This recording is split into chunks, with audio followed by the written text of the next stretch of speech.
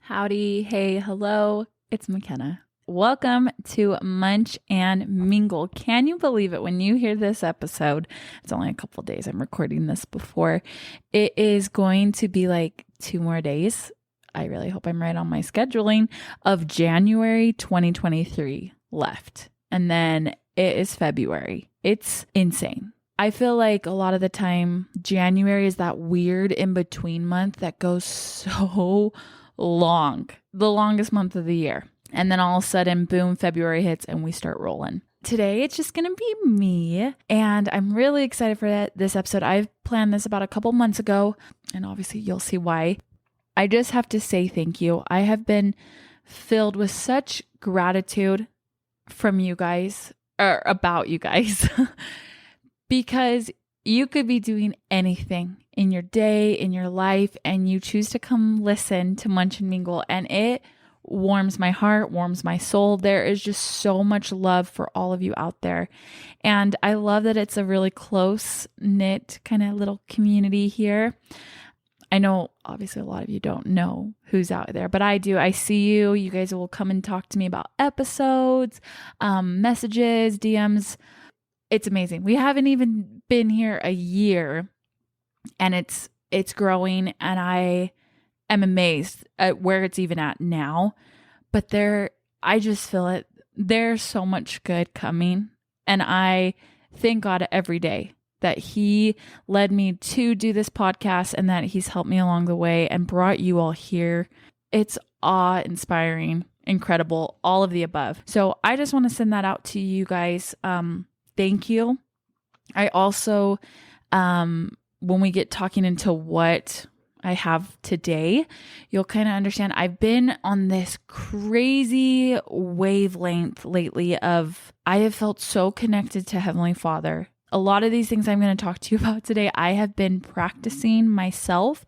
Like I said, this has been something that's been in the works for a couple months. So I've really been trying to utilize it. And you guys, this connection between me and God has been so strong, so powerful, so loud, and it has been so needed. And so I just want to start that off.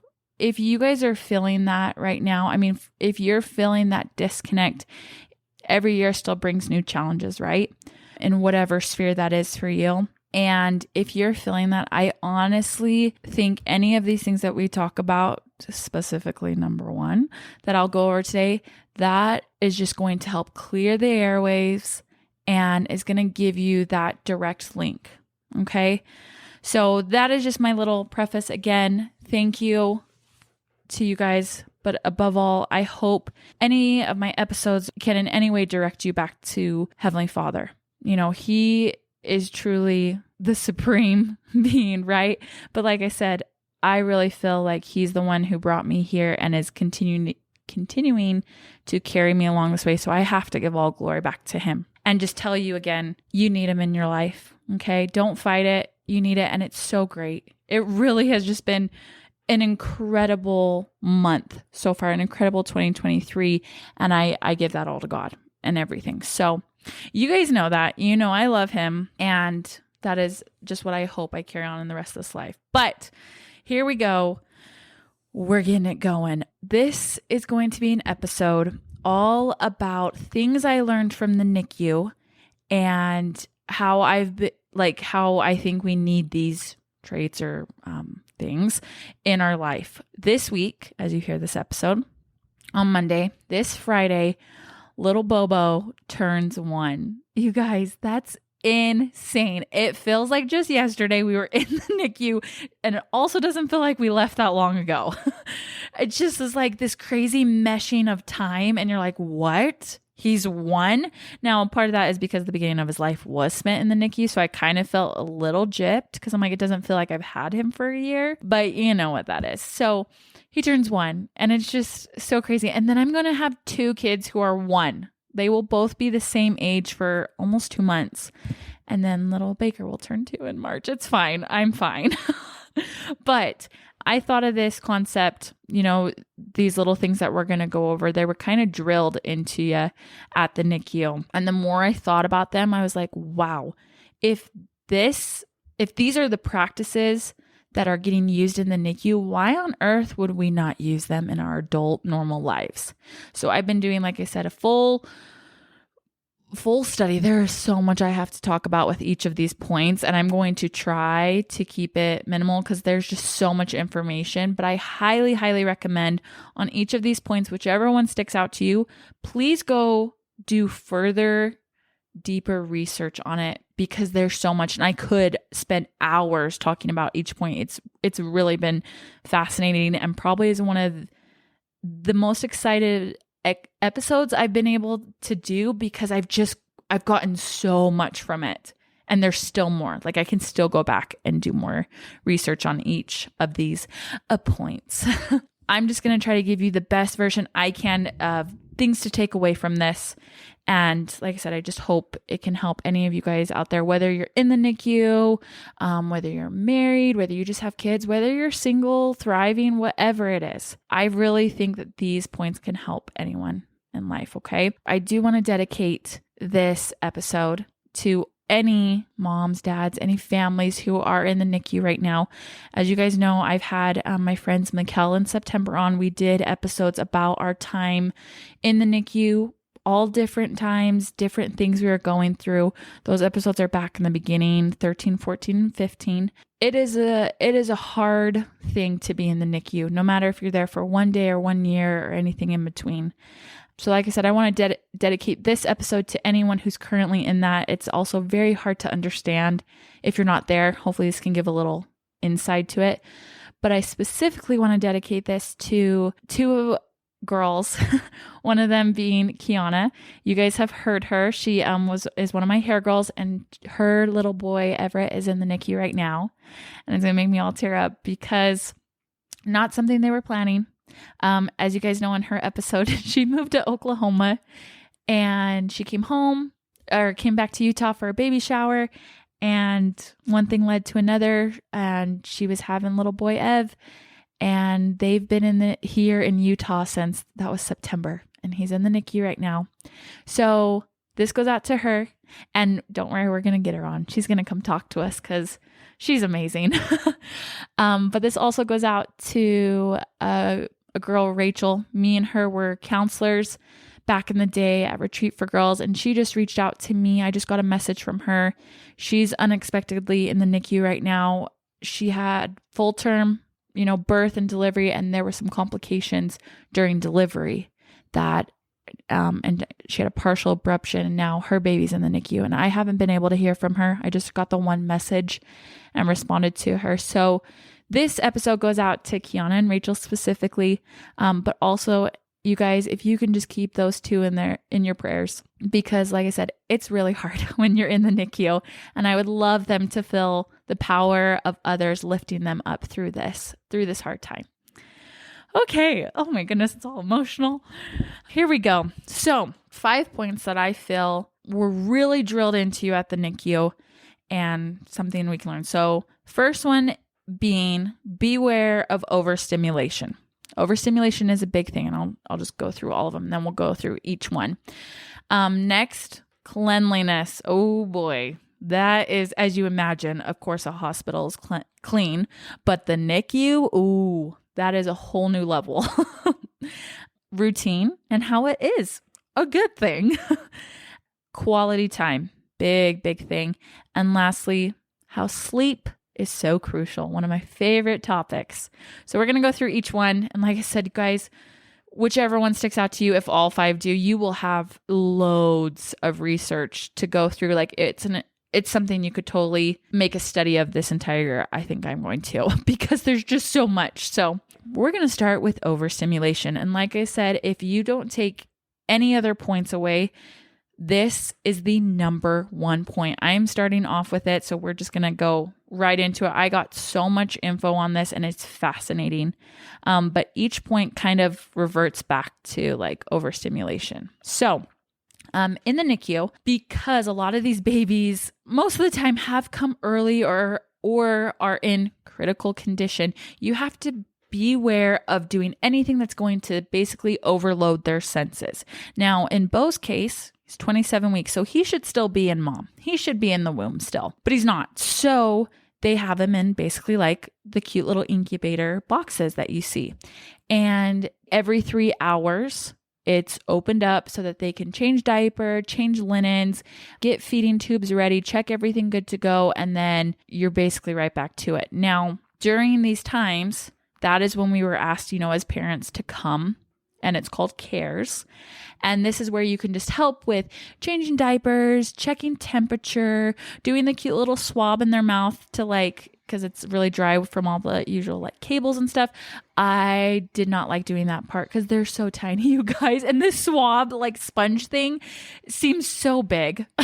So I always had the hardest time doing that. I was like, you can do it, to the nurse, because it's just so scary. After you get them all cares done and everything, that's when they usually will start feeding. And if you're there, that's when you can just hold them. And like I said, they only want you coming during this time. You can come anytime to go look at them in the NICU, but you're not really allowed to hold them except on these every 3 hour marks, because again, it's the moving them from the bed to you. It's too much for their senses. So after you've done the cares, you then can hold them. And most of the time, at this point, Beau was only feeding tube. So all I had to do was just hold him on my chest, and the feeding tube would go, and you would just hold him until feeding time's basically done. But while you're holding him, they were very, very strict on you don't rock, you don't pat his back, you're not doing the normal things that most of the time you think, oh, this is what you do for a baby. You rock them, you pat them on the back. No, that is not. And it's so funny because you ask me included, but any of our family, that was the hardest thing because it's just so natural. But the nurses were not afraid to tell you hey, don't do that. And even if they weren't there, you guys, you would see it happen right in front of you because little Bobo's tied up to all these cords and cables. You're watching his oxygen, his heart rate on that screen. And anytime it was getting too much, his heart rate would drop, oxygen would be freaking out. And so it starts beeping at you. So you just freeze. And that's when the nurses would be like, okay, were you rocking? It was insane. But again, that was the biggest thing. We don't overstimulate. And it just got me thinking, okay, this is so crucial for little babies, right? And now most of you would think, well, yeah, they're just supposed to be in the womb or they're so young. That makes sense. But it led me to think, okay, hold on. What overstimulation are we putting into our lives? And that's what you're going to see the theme throughout this whole episode. If this is that important for babies, for kids, why on earth would we think it's not important for us as adults? So just keep that in mind.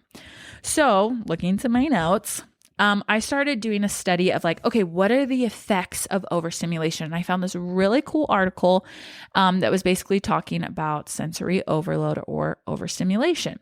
So definition wise, overstimulation is when your senses take in more info than your brain can process. So basically a system overload. Causes of this, just from what they were saying, could be loud music, bright fluorescent lighting. You guys already know I'm very big on that. I do not like the bright fluorescent lighting. Packed schedules, lack of routine, textures, different textures. If my hands are sticky or any kind of I can't function. I'm the only thing I can think about is washing my hands right now. Crowded spaces, and then of course any stress or fatigue. Interesting, in this article, they started to go into obviously adults with ADHD or autism, they're going to be way more prone to sensory overload.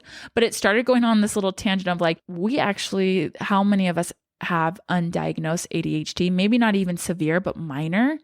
And so we think we're what's the word? I'm immune to that because I'm not diagnosed with ADHD, but it's we kind of have these little traces of it. So you're actually still prone to it. And then they even said 1 in every 6 children have sensory processing difficulties because their brains are still developing. And sometimes as adults, we just think, oh, they can handle the same things our brains can process right now. But it's because we've grown up and we've had longer time to develop. It's insane. Like I said, guys, there's so much on this. So just more like smart talk stuff. Your senses relay information from your surrounding environment to your brain. With too much stimuli, your brain is unable to prioritize which pieces of sensory information it should focus on first. Then your body, because of all that, seriously, bodies are so cool. They're going to panic and be like, oh my gosh, we need to protect them from whatever the stimuli is going crazy. And usually what happens then is you'll get like a shot of, oh my gosh, what is it? I'm going off. I lost my place on my notes, but basically you get a shot of like an energy boosting, like here's all this energy to like answer to that stimuli in hopes that it can then process and calm you down. Right? Well, if you don't end up recovering from that or like calming down, that actually, as most of you guys know, is going to put you into a prolonged state of basically fight or flight, what your body was trying to do. And then it's going to cause more damage. You're going to go into hyper overstimulation because then your body's like, okay, we're still going because we haven't calmed down, which then can lead to chronic overstimulation. You guys, like this stuff was blowing my mind. Chronic overstimulation, that's causing stroke, type 2 diabetes, cardiovascular disease, all this stuff. And I'm just sitting there like, you're kidding me. Now, maybe as some of you guys are hearing this, you're like, okay, I'm not doing so many things that are overstimulating me. Like I'm not around bright fluorescent lightings. I don't listen to loud music all the time. Okay. But let's take a look at your daily life. Is your schedule packed to the brim? Do you have so many things pulling at you, especially because I know a lot of you out there, my listeners, are women. We tend to be known as the multitasking, like better human, better gender. There we go. Because that's just like, oh, women, we can multitask better naturally. But I almost think we wear that. We think that's like a badge of honor when really it's like, no, because, oh, that was the other little side thing about the ADHD. It's so less diagnosed in women because like it's so weird. Like a male criteria is what they're using, but they don't test women as much. And I think that's because we are prideful. We just tell ourselves, no, I'm fine. This is normal. This is what a woman does. It's like, no. I think maybe we do have too much going on. Oh, you guys, like I said, this is the big one. So if we do, let's just give you some help. Okay. If you do have chronic overstimulation or you're in that severe hyperstimulation, okay, the biggest thing, you have to seek professional help. Now, hopefully at that point, you kind of will know there's something wrong so that you'll already be led there. But if we're just at that stage right now where it's kind of like, okay, I think I can kind of self-diagnose myself. I might be overstimulating. An overstimulating day to me literally would look like this because this is how it used to be. Put the TV on in the background. Most of the time it can be a kid's show because I'd be like, okay, let Baker watch this so that I can go put the dishes away in the morning. But then the TV's on and it's Mickey. So he wants to watch that, but then his toys are out in front of him. So he's doing Beau. So I'm thinking, oh, he's multitasking. It's just in the background, but he's getting torn between those two. Then I hear TV Baker going on. Oh, Beau's starting to cry. Okay. So now I'm doing the dishes and I've got to get a bottle for Beau, and oh shoot, I've got to get stuff out for dinner. So I got to pull that out now. And oh, look at that. It's time to start getting ready because we have an appointment in an hour. So we better start getting ready and going. But I got to let Manny now. You guys, that's all in like 5 minutes. Nope. I'll say 30 seconds. That was my normal routine. And I think that is so, I would assume the same. Some of you guys are feeling that. Maybe you don't have kids, but whatever your life is, everything is pounding at us. And I just think we say yes too much, especially as a woman. We think we can do all these things. And yes, you know your strengths, right? But I don't think we should be doing so many things, right? We need to prioritize, okay? So self-care, right? Means basically you're self-aware. First things first, stop multitasking. Oh my goodness. Be in the moment. So like I told you guys, I've been doing, I've been trying to incorporate these practices in my life with that whole story, how we've changed it. And it was hard at the beginning, I'm not going to lie, but this is how we do it now. We wake up. So I wake up before the boys. Highly recommend it. I get a little bit of me time. This is when I journal, scripture study.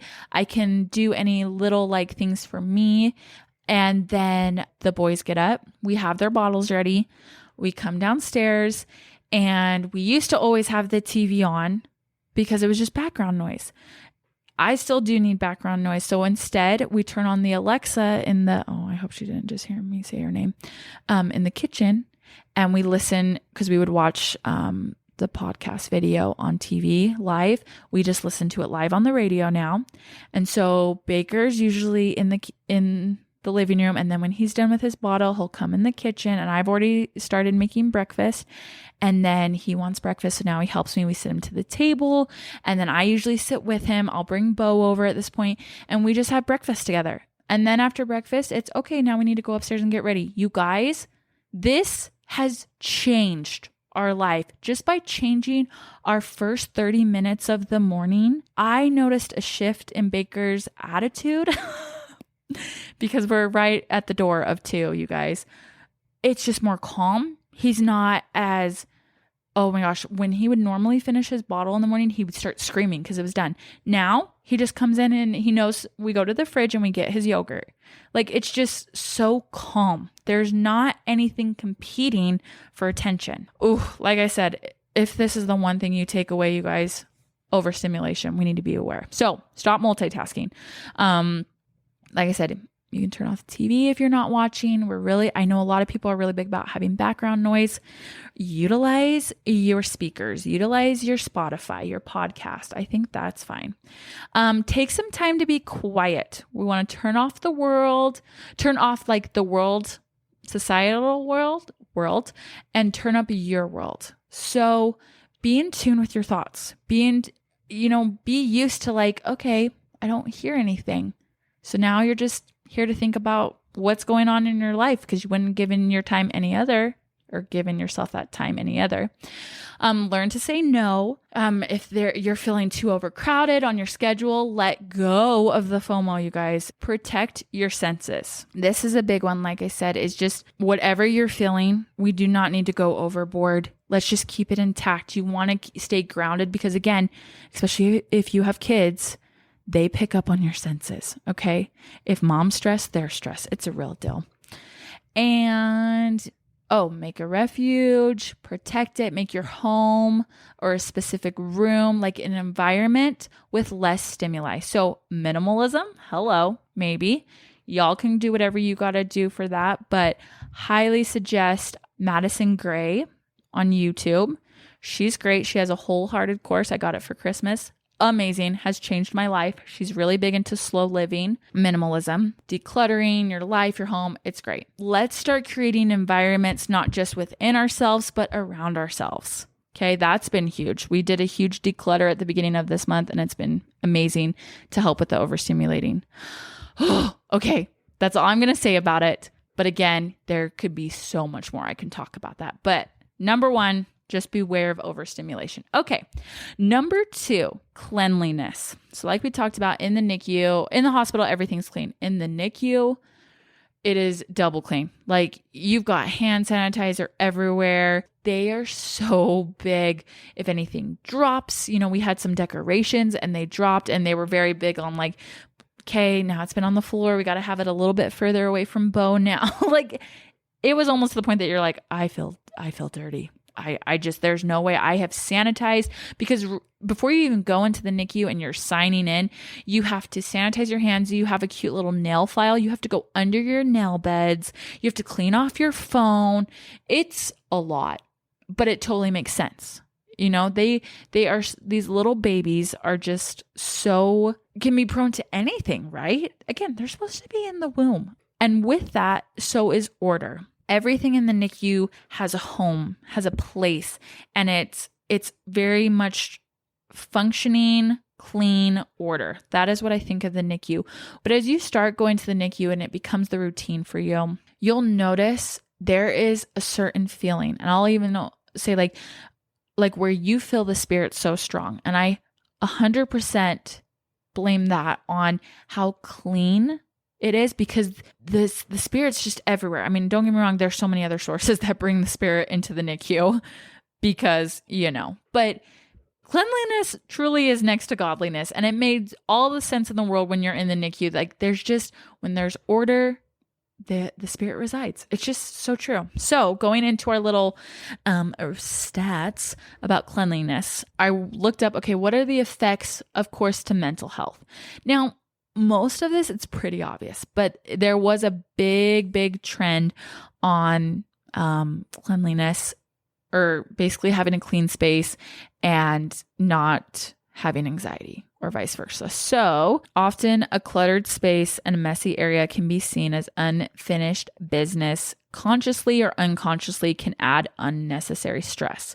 So again, we don't want to overstimulate the brain. So let's try to have things in order, because even unconsciously, they're saying your mind can still be picking up on things around. I mean, that's unfinished. I need to do something with that, but without even knowing it. You guys, it's insane. Research results showed that messiness in the home, like a family home, consistently led to negative outcomes for children. That one hit home. There was another study of just mothers, I guess, living in cluttered homes, found that they had higher than average levels of the stress hormone cortisol. I don't know why it was just mothers, but anyway, they used this. It's called an fMRI, a functional magnetic resonance imaging. You guys can tell I'm really smart with all this research. Found that disorganization and clutter have a negative impact on how the brain works. So again, we don't need to be overstimulating the brain inside, but it sounds like on the outside, we kind of need to have a clear space, a functional space. Clearing clutter from our environment helps us focus better, process information more efficiently, and increase productivity. I told this to Britton.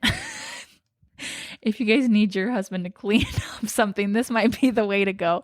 So in our room, and I love him dearly, you guys know this, because he was on the football team, you guys, they sent clothes home, I swear, every week. He would come home with a bag of clothes, and it always felt like you did have to keep everything, because on last notice, they could be like, hey, everyone on the team, we're going to wear this shirt. And it was given to you forever ago. So you basically had to keep all your clothes.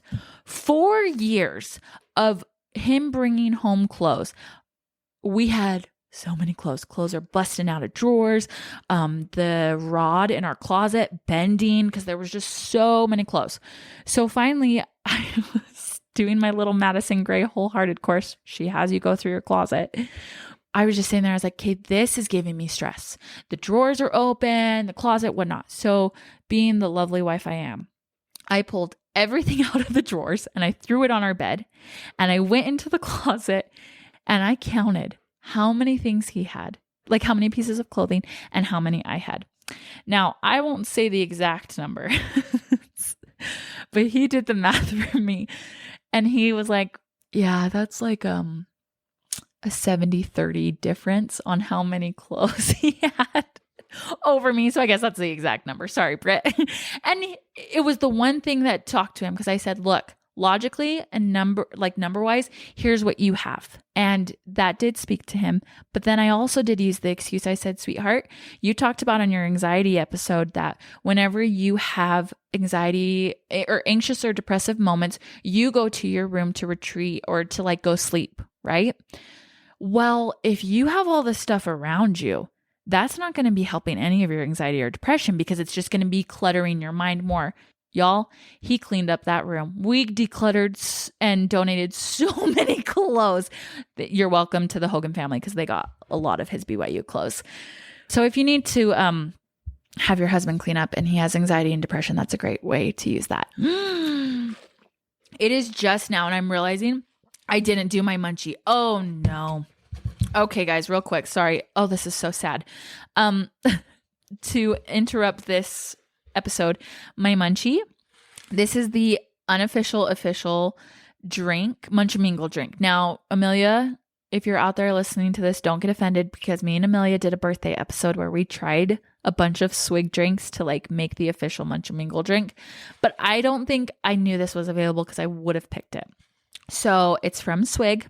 It is the Sandy Cheeks. Now you can get it with sparkling water. No, we do flat. I don't like carbonation. So you get it with flat, which is basically water. And then you add peach puree and strawberry puree. And you're not done yet. After you get that, I usually get 32 ounce. I feel like that's the perfect size. And you get it in the clear cup. So you get to see it all pretty. Then you add not one, but 2 packets of True Lemon. If you guys do not know what True Lemon is, you need to go get some. It's basically crystallized lemon.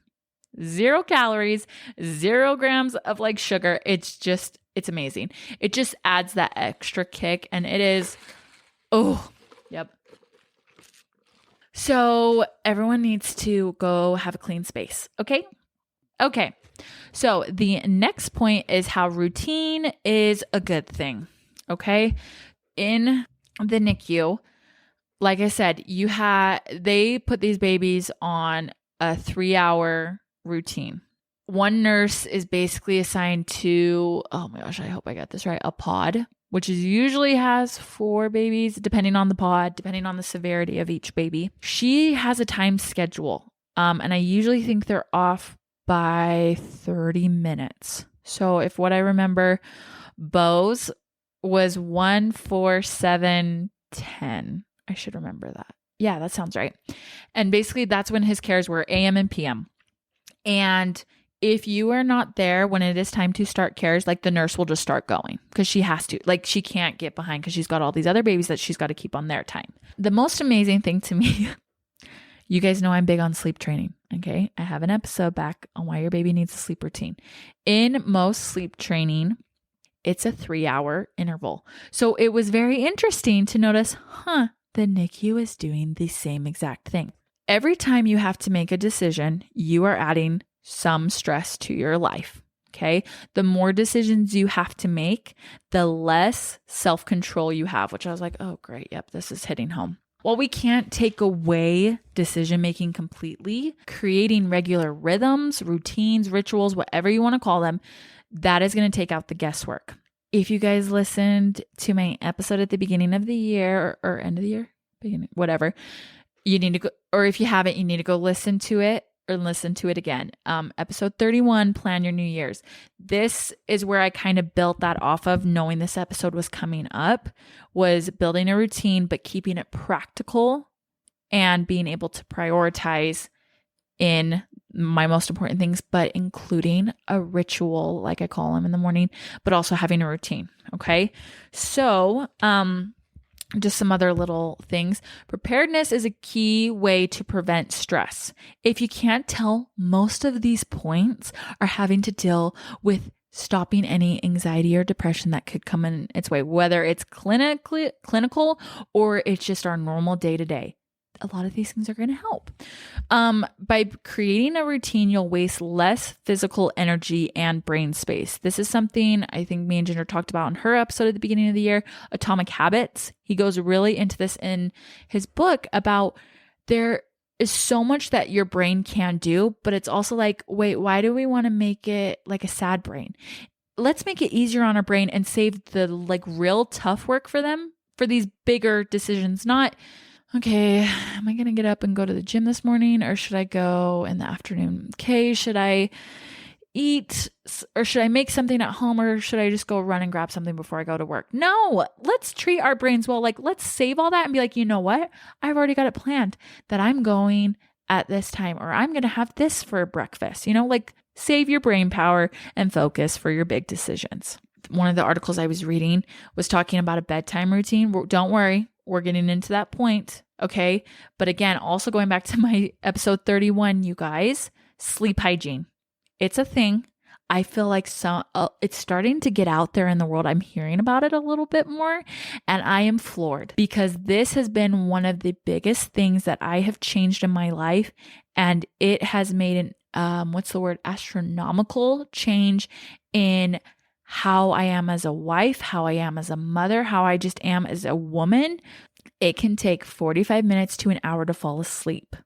So that 45 minutes to an hour, you really should be trying to wind down. We'll get into that. Okay. Then it talked about having a dinner routine that can ensure daily time spent with loved ones, which I feel is like an easy one for most of us. Like we know when we have dinner. If you don't have a set dinner time, just maybe this week, just start trying that. Like we're going to have it at 5:30 every week. We did this for a week and now, yep, you know it.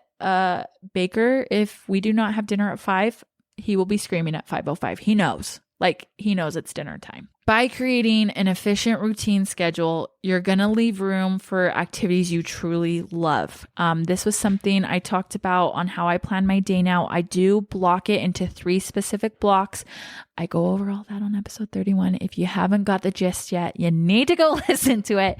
But basically the biggest thing I have found is I get to list my priorities, but I'm also very practical. And I've noticed more times than not, I have more time to go do things that I actually want to do. That has been a game changer because I thought it would have been the opposite, but it is not. So number 4, quality time. I'm not going to lie. This was the one that I was like, okay, I don't need to get that much information on because it's pretty obvious, but I actually found an article that blew my mind away. So quality time in the NICU.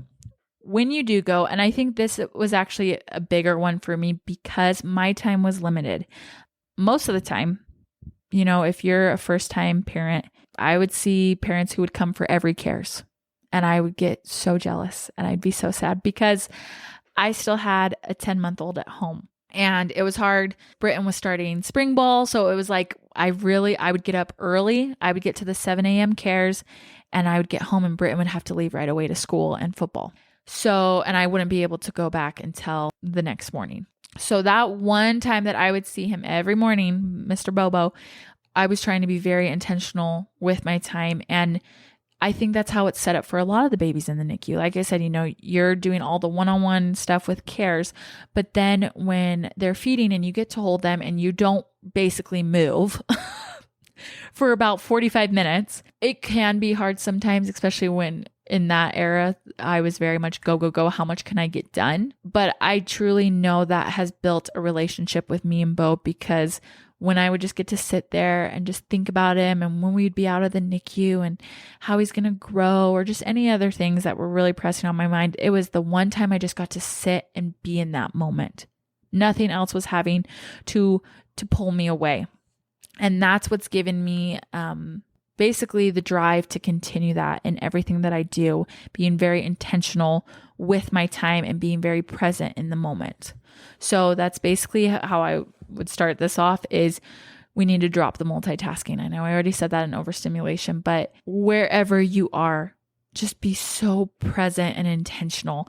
I have gotten very good at putting my phone down, leaving it in the other room. Like I said, in the morning now, we don't even have the TV on. I'm sitting here eating breakfast with the boys, and it is one of those times that I look forward to so much. And I love it. I love that they know when we eat, we all eat together. It's now giving me time to go play with Baker, you know, instead of, okay, I've got to get all these things done. It's, okay, I'm going to go sit and play with Baker. And he loves it. He gets so more animated when I'm sitting down on the ground with him. And now Beau's getting ready. Okay, he's not sitting up yet, but he's so close. But he loves it because I'll sit him up kind of leaning against me and they are just both right there. It's amazing. So we know a lot of times you hear quality time. It's so, so important. And it is. I'm not downing that. We know it builds self-esteem. It's going to give you like more positive family and relationship dynamics. It's going to meet emotional needs, improve mental health. Yes. Here's the article that sparked me. It was talking about couples. Now, again, this is more for like us as family and women's, but I do want to touch on this because I think it's a very important thing. If you are not married or you don't have a partner or significant other in your life, just put this same recommendation for the person you're closest with. Okay. Close friends, close family members. It is called the 70-30 rule of how much time you should be spending together. I'm going to get into it because again, some people could be like, this isn't really, it is. So the 70-30 rule, and I drew a cute little chart on my little page. There's basically a spectrum or like a graph. And you've got one far side, which is like the disengaged couple. And then the other far side on the opposite is like the meshed couple. Then you've got the cute little middle. So going on the disengaged couple, this is that couple who are basically glorified roommates. They do little or nothing together. And then the meshed couple is basically threatened when even just momentarily apart. They do everything together. Okay. And then the happy middle couple is the 70-30 couple. So the 30 is basically the time you should be free to go outside the relationship and spend time doing what makes you feel whole. And by doing that, you're going to basically be recharged, have a bigger energy for when you're back home, which is basically going to be the better for everyone. The 70 is the time spent together. Now, this is where I wanted to hit on the quality time because this is the only way that 70-30 is going to work. When we went to New Mexico, it was like basically a me and Brit trip, but the time that he wasn't there and I just was able to go to the store by myself without having to tug along the kids, or I was just able, I think I spent like an hour on TikTok and I've never just been able to do that. And it was so good, you guys. Oh, that was one of the best trips I have had in my life because I had this great time with Britton, this adequate time. And then the time I was alone, I was just able to be alone. It was magnificent. So the 70, you have to be present. You need to be in the same room, physically, emotionally, and mentally. This is not where like, oh, well, we spent time together at family dinner on Sunday. No, you need to be carving out time specifically together. Keep that date. You're not just moving it around. It is a set date. Your phone is away and it is quality time together. Just you two, no kids, no other outside sources, you two. And the article went on to talk about like how these are some of the most successful couples who follow that 70-30. But again, it is when you're on that 30, it is, okay, you go do your thing. Okay. Lastly, investing in your relationship as a married couple and your family is going to have the best return. Okay. So weekly date nights, they also were talking about family date nights, make that a set night. And then this quote, just for the family is children are like wet cement. Whatever falls on them makes an impression. Kids are going to learn from example. How amazing if they are seeing their parents make such a priority for their relationship together, but then also for their family. Oh, it's going to be amazing. Okay, you guys, we are to the last one, asleep. Now, like I said, this is something that I feel I've been a very much broken record on, but it is because it's transformed my life. So I've got 2 episodes out, one about sleep training your baby, which, oh my gosh, I think is it 12 off the top of my head? I hope that's so right. But it's basically called Why Your Baby Needs a Sleep Routine. And then episode 31, here it comes again. But I talk a lot about the benefits. So we're just going to talk about the consequences. Okay. Because I think this needs to hit home. There's some people out there, I know we think we can do it all on 4 hours of sleep, Dad, but you can't. Okay. So short-term consequences, increased stress responsivity, somatic pain, which is basically aches, gnawing, throbbing, cramping. That's how it's described a lot as.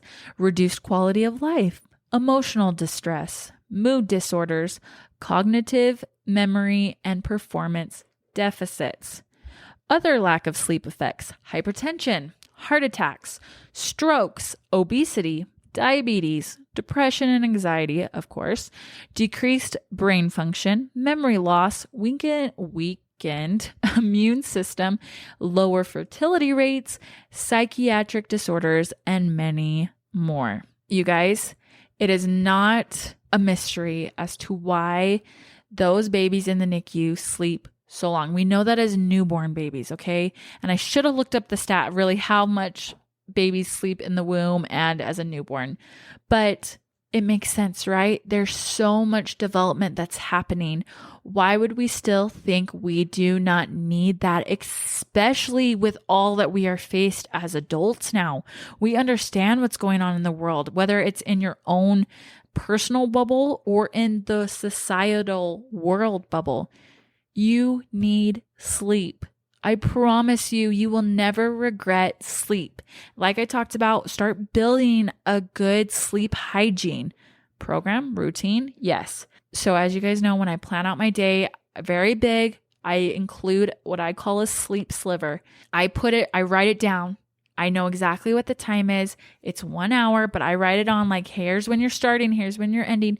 This is to prepare me for bed so that I know if I want to be in bed or if I want to be asleep by 9 p.m., because that's a very real thing. That's when I do try to go to sleep because I wake up at 5 a.m. I am in bed by 8 p.m. Whatever the time is for you, if you give yourself that hour to wind down and you can fall asleep when you need to, it is life-changing. I can't stress enough. And I don't know why I keep getting pressed on it because there's someone out there who still needs to hear this from me. And again, I don't know how many times I've said this, but just do it. Just get some sleep. Okay. You need it. How do you know if you're sleep deprived? Excessive daytime sleepiness, daytime impairment, which can include reduced concentration, slower thinking, and mood changes. Basically, if you feel like you're on your period the entire month. So many times we think it's only what you're eating or what you're working out, your outside influences or environment that is the reason for illnesses or any of these other things that we are having. You guys, bottom line, the best medicine to take is sleep. The best prevention method is sleep. Whether it's for getting sick or just having to tackle on our daily things as a human being in the world in the year 2023. It's huge, and it's huge for our children, our babies. So it should be huge for us too. Okay. I will try to not get on that soapbox, but I still think should I still do an episode about sleep?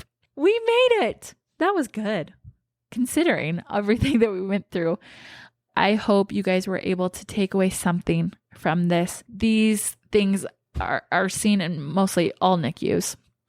But if it's so important for our babies, and you can say, well, they're in different states, they're developed. No, it is important for us as adults too. I promise you. And I swear to you, as I have been utilizing these things, there has been a new sense of being in my life.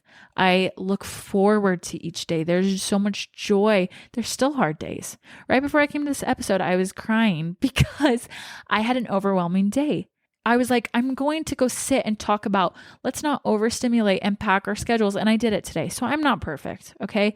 But it was that much easier to recognize like, wow, this is what that does. And I think I was just cruising before in the sense of like, I was numb. I love you all so dearly. Again, this is not me shouting or condemning any of you because I am still very much the person who needs this. And so this might just be a reminder to me to keep at it. Thank you so much for coming to this podcast.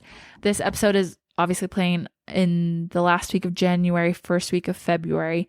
I am so excited for February. I really tried to create these episodes coming up to specifically revolve around love in different aspects, whether it's loving yourself, loving your spouse, whatever it is. We're going to focus on love in the month of February. And it's going to be a good month. It's going to be a great year because I've already got other ones signed up that I'm like, every month is just great. So buckle up, Munch and Mingle. We're going to have some fun and a crazy ride this year. Whoever you are out there, just know you are loved. I am so grateful you're here from the bottom of my heart. And I will see you or talk to you next week. Bye.